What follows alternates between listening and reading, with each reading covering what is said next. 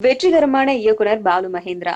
பாலு மகேந்திரா திரையுலகத்துல நீங்காத இடம் பிடிச்ச ஒரு வெற்றிகரமான இயக்குனர். அவர் மூலமா நிறைய பேரு திரையுலகத்துக்கு அறிமுகமானாங்க. அதே மாதிரிதான் மௌனிகாவும் அறிமுகமானாங்க. அவருக்கும் இவங்களுக்குமான உறவு ஒரு ஆத்மார்த்தமான உறவு அப்படின்னு மௌனிகா கொஞ்ச நாளைக்கு முன்னாடி பேட்டி கொடுத்தாங்க. பாலு மகேந்திராவோட இறப்புக்கு அப்புறம். பாலு மகேந்திரா இறந்ததுக்கு அப்புறம் அவருடைய உடலை பார்க்க விடாம தடுத்ததுல முக்கியமான பங்கு பாலாக்கு இருக்கு. அவருக்கு என்ன உரிமை இருக்கு என்ன தடுக்கிறதுக்கு அப்படின்னு மௌனிகா கேட்டிருக்காங்க. பாலு மகேந்திரா வீட்டை சுத்தி நிறைய காவலாளிகளை நிக்க வச்சு மௌனிகா வீட்டுக்குள்ளார வர முடியாதபடி அடிச்சு துரத்துங்க அப்படின்னு சொல்லியிருக்காரு.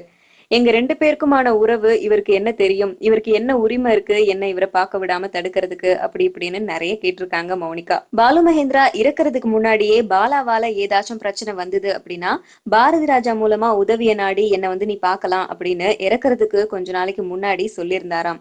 அதே மாதிரியே பாரதி ராஜாவை அணுகினப்போ அவருடைய உதவியால தான் தன்னோட கணவரை பார்க்க முடிஞ்சது அப்படின்னு மௌனிகா சொல்லி அழுதாங்க. இது மட்டும் இல்லாம இன்னும் நிறைய விஷயங்கள் இவங்க 2 பேருக்கும் உள்ள உறவை பத்தி